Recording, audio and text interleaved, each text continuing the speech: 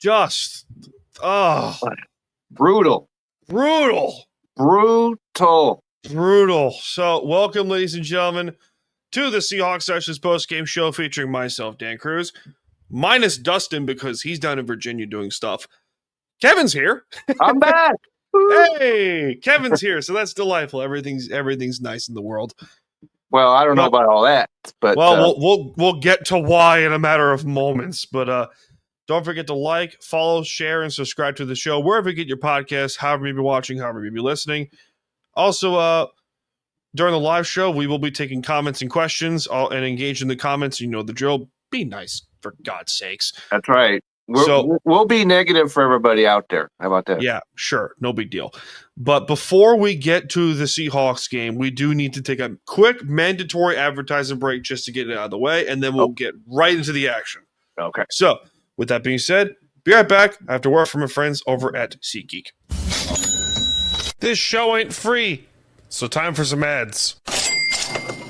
Hey everyone, it's Ryan from No Credentials Required to talk to you about one of our newest partners at Belly Up Sports, SeatGeek. Yeah, live sports is great on television, but the feeling of being at the arena is a priceless experience. That's why our friends at SeatGeek are there to help you find the best tickets at the best prices. Not only can you get tickets to sporting events, but you can also get tickets to concerts, comedy shows, musicals, and more. Search for your desired event now at SeatGeek.com, enter promo code BellyUpSports at checkout, and you save $20 off your first purchase. SeatGeek.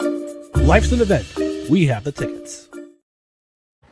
That's right, ladies and gents, you know the deal. Use the promo code BellyUpSports in all caps. Get $20 off first purchase at SeatGeek.com or the SeatGeek app. Thanks to our friends over at SeatGeek for sponsoring Belly Up Sports, Belly Up Podcasts, and Time to BS. So, Kevin. Yes. We were set up for some lovely conversation right here. We are. So, because that was one of the most beautiful things I've seen on both sides with their throwbacks. Yes. And that was just wonderful. And then, bitch. So, Seattle did lose in a, oh my God, gut-wrenching, just rip your heart out loss to Tampa Bay at home, so I will give Tampa Bay all the credit in the world. Absolutely. Absolutely. Well, let's give it to one guy. Yeah, Baker played great. Baker Mayfield threw 4 incompletions the entire game. 4. Unbelievable, this game. And it was sacked just one time. Yeah, and it was on a blitz. So, right, I think which the Seahawks don't do, by the way. Yeah, they don't blitz at all. Right. They don't blitz at all. So, can we confirm here that they're trading for a pass rusher, right? Absolutely. And, it's interesting how we made the comments, about Woolen needs to go, and then he gets hurt, and you're like, oh, man, can we get him back? Yes, I know, right? So, they lose 38-35, courtesy of a brutal, just accidental tip drill interception off a helmet by Sam Darnold, who played great. Great. Had a great game. Great game for Sam. This was a duel in Lumen Field. Absolutely. Shootout. Well, he only threw 6 incompletions. Yeah, I got it right here. Great. 341 yards, 4 touchdowns. Yeah, he played great, including and no sacks. A ballsy 4th down call. Ballsy to the wall. I thought that was going to be a sack by the first minute it happened. But yoink. Just flicked it to Torrey Horton for a 4th and 2 touchdown to tie the game. Actually to take the lead. Tampa later tied it. Was a defensive stand. 1. That was it. And that was okay. You know what the incredible part is? Here's the incredible part. They held the Bucs to 56 yards rushing. Yeah, that's good. That's good to know. Somehow, though, they gave up 2 TDs of Rachaad White. So at the same time. So yeah, that's ridiculous. So let's get to game notes. Okay. Here on the Seahawks Sessions post-game show. There are some pros and there are more cons than there are pros in this case. Right. Pros. JSN and Sam Darnold both went crazy. Yes, they did. They both went crazy. 132 yards. Yes. For JSN. Unbelievable. And also, Sam Darnold, as you mentioned, 4 touchdowns and only 6 incompletions. The whole game. He was on. Right. The running game, you've been very vocal enough on the main show and on various other Belly Up platforms that the running game needs to get going. And, okay, what's the deal with Kenneth Walker getting just 10 rushes? Yeah. 10. Yeah. Averaging 8.6 yards per carry. Yeah. Okay? Crazy. So someone needs to explain this. And Charbonnet had 9 carries, but only 36 yards. He did get the touchdown. He's a touchdown munchkin. But every statistic that we look at favors the Seahawks. Yeah. Except defensively. So the defense did step up a little bit towards the second half, towards a little bit. The cons here, I noticed this immediately. There were too many openings right down the middle of that defense. Right. And that's not supposed to happen with the second. I know they were missing Witherspoon. Yeah. Guys like that. Julian Love and Devin Witherspoon, their losses were noticeable. Absolutely. DeMarcus Lawrence, his loss was more noticeable to me. No sacks or 1 sack. No sacks. Well, they had 1 sack, but it's just Tampa's offensive line, just the biggest strength of this defense was their pass rush. Right? We could agree with this here. Yes, absolutely. The pass rush of the Seahawks has been vastly improved the last 2 years since Mike McDonald has come here. Right. The cons here on our con here in the game note is pass rush did not get enough pressure, but credit to Tampa's offensive line. Right. Number 3. Challenge you to name you might be able to, a single Tampa Bay offensive lineman. Tristan Wirfs, but that's about it. Well, yeah, he's known throughout the universe. He's 4-time All-Pro, something like that. Exactly. And but beyond him, no one knows. Graham Barton is their center, live in celebration of all things Tampa, would know who they are. But beyond that, they showed up. They showed up big, and when they need the rushing scores, like 2 to White, so they were able to open up a few holes when they needed to. Yep. And I just can't believe that we're sitting here talking about a Seahawks team that scored 35 points, and they're a team that hadn't given up more than 20 in any game so far this year, and they couldn't win the game. The R1 that I think was the more noticeable one was there was too many penalties. There were too many penalties on Seattle's side. There were a few obvious ones like Leonard Williams, unnecessary roughness in the end zone, but whatever. Right. But then there was a few holding calls that just. But yes, penalties they had 7. Which, that's in retrospect, being what it is, considering what we've been used to throughout the Carroll years, that's not bad. Well, we're discounting the Carroll years now. Yeah. Right? We've talked about you, and especially you. Yeah. And if we want to expand this show, we could really get into Pete Carroll because the Raiders were absolutely awful. But we're not going to do that. Yeah, we'll get to that on the main show. We'll get to the main show probably on Tuesday. And even though they scored 35 points, their time of possession, they lost that battle. Yeah, it was bad. So that's not good. By 7 minutes. Yeah. Approximately. The big one is the defense because absolutely now you can't give up 30. I don't care if there's 11 guys like you and I are out there playing defense.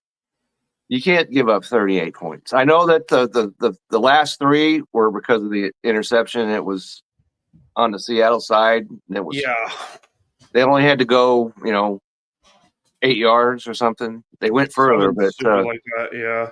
And kicked a winning field goal. But beyond that, they just went up and down the field way too much. Yeah, that was. Hey, the bright Eamon Ward did come back. I'm trying to find some bright spots here in this game. They scored 35 points against a pretty solid going into the game Tampa defense. Against a defense that blitzes a ton, and they really don't give up a ton of big plays. So the fact that they gave up huge plays. Yeah. And they didn't sack Darnold one time. Barner also had 2 touchdowns. I've been high on this guy.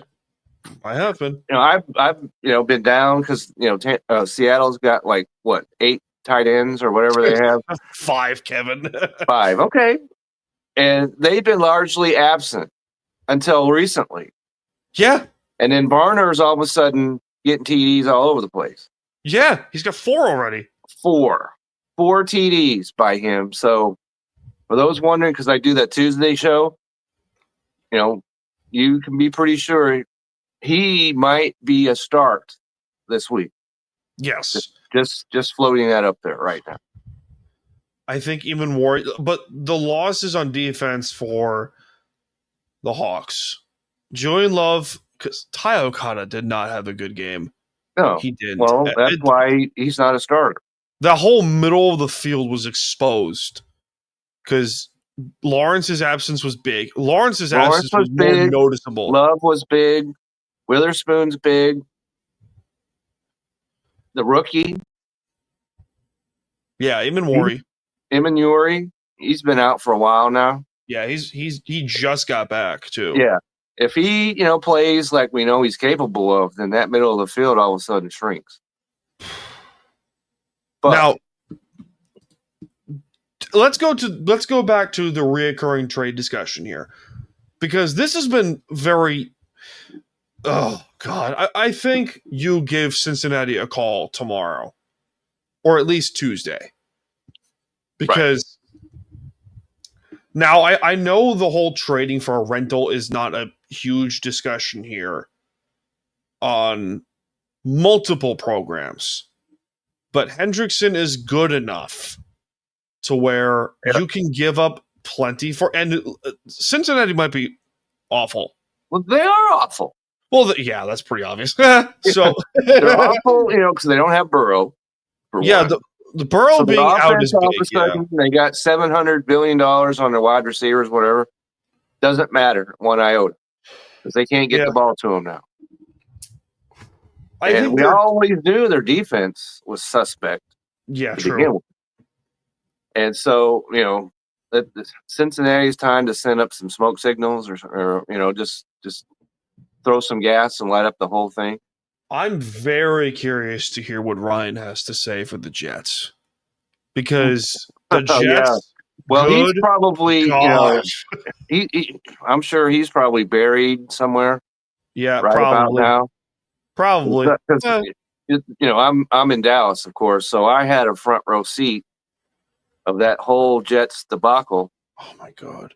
Today, so I ask you this question because there are 2 players that have been catching my eye, particularly on the defensive side of the ball.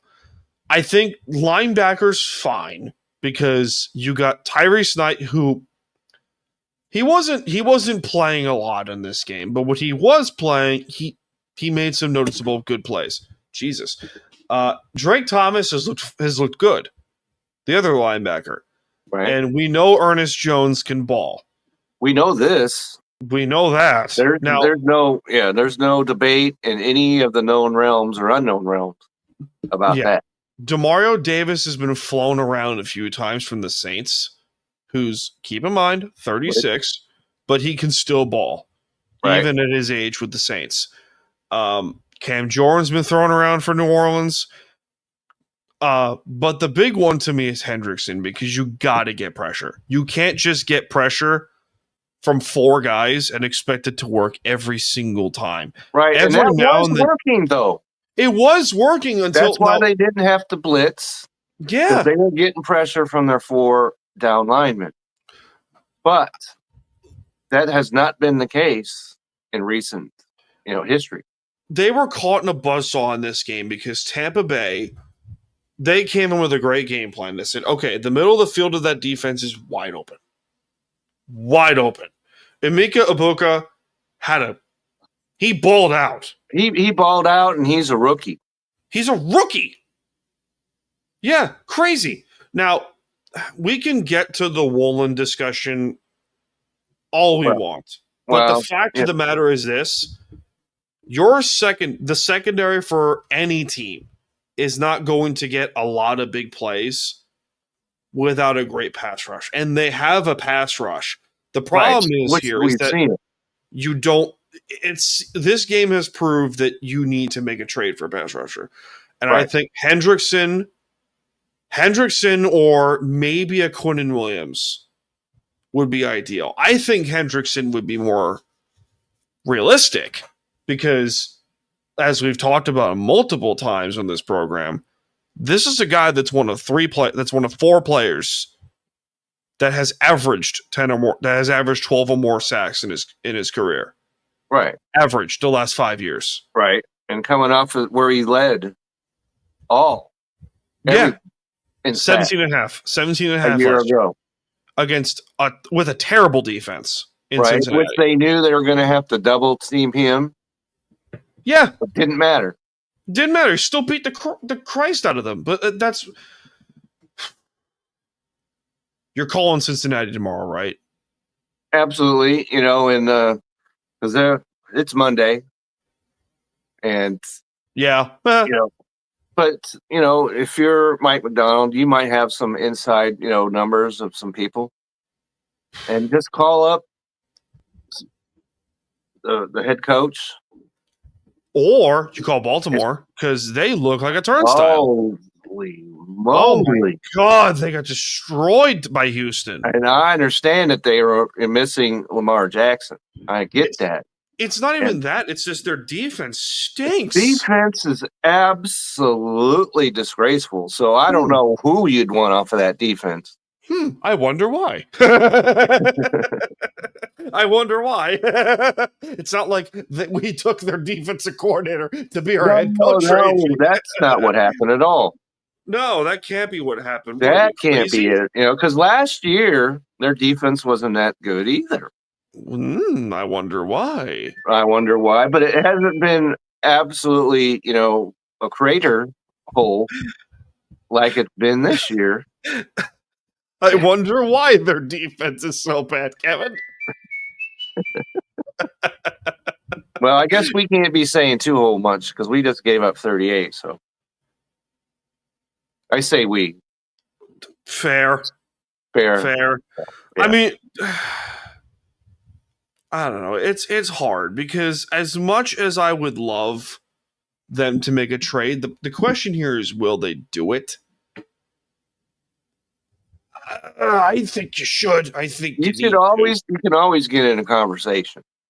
Oh, we could go into an hour's discussion about that. Right? You call somebody up, you're like, okay, we've identified some guys. And you get on the horn. That's your job as a general manager. Yep. And get on the horn and make some inquiries and see what you can shake out. Because if you don't get what you like, you can always hang up the phone. I would love, and I mean love, to call Cincinnati right now and say, hey, how much for Trey Hendrickson? How much for Geno Stone? How much for those two guys? Because I don't think Geno Stone is going to be going anywhere.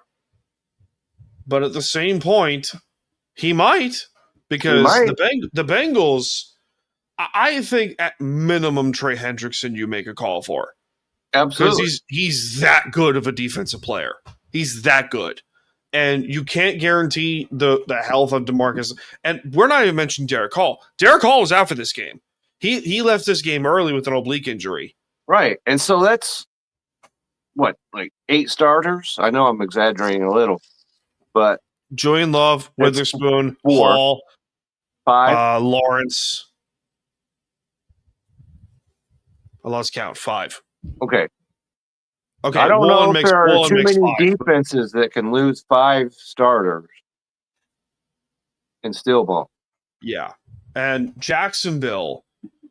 They're we'll up get next. to Jackson. Jacksonville's up next in Jacksonville, by the way. In Jacksonville, and we just saw what they can, what they're capable of, because they're the only team that have beaten the 49ers. I know you guys talked about that the other day. Yeah. And so they've looked impressive. They have. Shockingly enough, they have been. And especially on defense. And so their offense has been okay. They've been manageable. And sometimes that's all. When you're talking about Trevor Lawrence, manageable is what you want out of him. Yeah, good point. Because it has not been manageable last couple of years or so. Something like that, yeah. Yeah, so you can keep the Jacksonville offense under control. Yeah. But you've got to make inroads on that defense. You know what you can't get under control? The New York media, because, oh my God, the Yankees stink. Oh my God. Yeah, did you see that game? I did. Well, I did not because of obvious reasons. Oh, yeah, for obvious reasons. Yeah. Obvious reasons. But we know one who has seen this game. Because we were coming back to home base, last night. Yeah. And on the plane, you can hook into the airplane's Wi-Fi and all that. So I was able to watch Toronto and Yankees on the way back. They're not winning that series. Oh my God. Yeah, it's something like 24-3 or something. They've outscored them, something like that. It was like 24-6. Okay. And the key yesterday, I know we're getting into baseball real quick, but yeah, Aaron Judge comes to the plate. It's 2-0 in Toronto. Bases loaded and nobody out. And here's your presumptive. I don't think he's the presumptive, but a lot of people do. The American League's most valuable player at the plate. I don't go that route either. But right, I'm not saying that he is. I don't think he is. However, and then we know what he's not been in the playoffs. Terrible. He's been terrible. And they talked about afterwards that he had like 2 doubles or whatever. Who cares? Who cares? He came to the plate, bases loaded, down 2, nobody out. And what does he do? He swings at a pitch that was like 3 feet outside. Oh. And strikes out. And then all the Yankees get is 1 run in that scenario. Then all of a sudden, it's 6-1. Then it was 10-1 or whatever it was. And so, but that was the key to that whole game right there. So, and I know you guys, you and Dustin are both in New York and all that, but I have never and cannot be a Yankees guy. I bailed on the Yankees a couple years ago for good reason. Okay, that's fine. Well, I will get to the reason why. It's pretty easy to tell because the fan base is insufferable. Okay, they're insufferable. You know so much more about that because I'm in an area where the fan base can be absolutely insufferable, and I'm talking about Cowboys. Yeah, the Cowboys are a different story. Yeah, that's a whole different discussion. Anyway, Sam Darnold had a freaking game. He did, but you look at the 25 first downs. Tampa had 25 first downs. Yeah, it's unacceptable. That's unacceptable. Seahawks had 27. That's fabulous. Okay, that's good. Their third down efficiency was 6 of 9. However, nice. That's really nice. But Tampa's was 7 out of 11. Oh, that's incredibly. Yeah, you can't have that. Hey, 7-11. 7-11. Born in Dallas. A good thing. You can go get your Slurpee, whatever. But born in Dallas, by the way. That's right. But if you're giving up 7 times the first downs out of 11, That's not good. No, it's not. Okay. Not good. And let's see, like I said, 370 yards passing, only 56 yards rushing. All right. 24, That's good. They rushed the ball 24 times and got 56 yards. You can't that's ask for good. anything better than that. That's good. That's really that you love to see. A+ right there. But again, it goes back to you gave up how many yards in the passing game? Like 370. Okay, so Even you gave up nearly 400 yards passing. You cannot have that. You gave up nearly 400 yards passing, granted to possibly the MVP of the National Football League in Tampa, in Baker Mayfield. I know it's early. Shut up, people. They didn't even know if he was going to play in this game. Yeah, he was hurt for several days. And then him to go out and ball like that. Telling you what, so far Baker's got my vote. Well, he's been unbelievable this season. Well, we just saw up close and personal what he's capable of. So, fortunately, well, it's one of those when you're in fantasy, as of course I am. Yes, you are. I've got Baker Mayfield on my fantasy team. Delightful. Well, it is delightful, except for when he plays your defense. Right. And if he was to do something like that and the Seahawks win anyway, then that's just, we're talking chocolate gravy right now. It's gravy. Right? That's absolute gravy. Whatever you put gravy on is always better. Mashed potatoes, that's fine. Okay. But yeah, that the gravy train ran out. Yeah. Unfortunately. Yeah. And so, I didn't realize this until just a few days. I'm playing Dustin in fantasy and beating him. Wonder how he's doing down in Virginia. Yeah. You asked I heard you guys ask, what do you do in Wyoming? I don't know. You tell us. Okay. You've been everywhere. So we went up there. We jumped in the car when we went up the canyon, and we saw a bunch. It's turning fall, and all the trees were turning colors, and it was really nice. And get up there, and you see the deers and the antelope play literally. Yeah. And they have a couple of places where you can go and spin the you really can't call it a casino, but no, you can't. There are a couple of, but we went up there and did that. My mom won 1,000. Hey. And then she took us all out to dinner. We made sure that happened. And but yeah, so you can go up there and you can see deer and antelope play, and you can see the mountains and the valleys and everything else. And so we need to find out from him, what exactly do you see when you're in Virginia? Because I have no idea. I mean, depends on where you go. Virginia's a nice place. Well, yeah, I can confirm that. If you go to Norfolk, that's a naval base and probably concrete. Don't go to Virginia Beach. I can vouch for that. Don't go to Virginia Beach. It's not. It's no. Don't go there. Yeah, I'll take your word for that. I've never been, so. Norfolk, I can vouch for because Norfolk is nice because the naval base is right there. Right. That you can also vouch for too. Naval base, okay. I do know that's a fact. Yeah, it's a good naval base too. Yeah, so when he returns, we'll need a report. What do you do when you're in Virginia?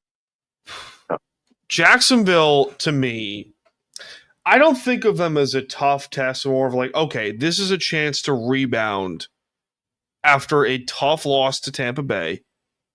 But you can do that. You can very well do that. Now, I know it's still early, but the home struggles are really obvious. Right, because they've lost 2 games now at home. Yeah, this season. Now, they did blow out the already, Saints. And that just carries over from what they did a year ago. Yeah, now they did blow out New Orleans. Okay, that's a plus. We get that. Right. But it's vastly obvious how good they are at home. Well, excuse me, how iffy they are at home. Iffy. and how great they are on the road. It's sort of like the complete opposite of what we've been used to for 14 years. Right. So, and in recent history, they've gone over to the East Coast, which used to be, the dungeons. A death nail, yeah. Yeah, and played pretty well on the East Coast in recent history. Yeah. And I already went to Pittsburgh and won that game. Yeah. And you just like to, because they're in a division that you talked about how the Rams are frauds and everything. Yeah, that got a lot of 49ers are wounded, comments. But this is not a division where 9 wins isn't going to get it done. No, you have to dang near run the table at this point, because like your next 3 games, well, you got the bye week between Houston and Washington. So that's good news. When's the trade deadline again? November 3rd, right? Oh, you know what? We could do research. Ryan's not the only one that can do that. Hold on. It. It is November 4th. Okay, so by the time the second Cardinals game runs around on November 9th, you should make a trade. Right. Whether it's for Hendrickson or Quinton Williams or Demario Davis, Chase Young, because offensively, they're fine. Right? They're fine. 35 points says they're right there. Yeah, they're good offensively. Offensively. They're top 10 offensively and top 10 defensively, but you got to get a pass rush, especially if you have guys like Derek Hall who's hurt, Uchenna Nwosu who's coming back slowly, DeMarcus Lawrence who's hurt, and then Boy Mafe is. I know I'm getting ahead of myself here, but at the same point, it would not shock me if Mike goes to John and says, "Get me Trey Hendrickson now." I'm like, okay, cool. Okay. Because they have the capital to do it. They do. And they have the cash to do it if they were to sign into an extension. But you need to keep in mind here of Charles Cross, the aforementioned Boy Mafe, the aforementioned Derek Hall, like Devin Witherspoon. All the guys that we've discussed previously. Jackson Smith and Jigba, they got to re-sign. So they got a bunch of guys that they got to re-sign down the road. So if they were to make a trade for Hendrickson, it's probably not going to cost you that much in retrospect because of those contracts you got to get done. So there's that. Kevin, any final thoughts to close up shop for the day? Well, that's just the final thought is we've discussed it. They need to make some kind of defensive. If we can get I keep saying if the Seahawks can get their defensive players back, but when it comes to injuries, you just don't know for sure, especially in football, when they're going to be back. But if you have a chance to make some inroads and improve your defense, do it. Yep, absolutely. Get on the horn. Absolutely do it. Ladies and gentlemen, that'll do it for this edition of the Seahawks Sessions postgame show. We'll see you sometime during the week for the 25th episode of Seahawks Sessions. And then also time to BS down the road. From Kevin Wilson, Belly Up Fantasy Live and Belly Up Media, I'm Dan Cruz coming to you from the beaches of lovely Long Island, New York. We'll see you all in this life, and we'll see you in the next one. Cheers, everyone.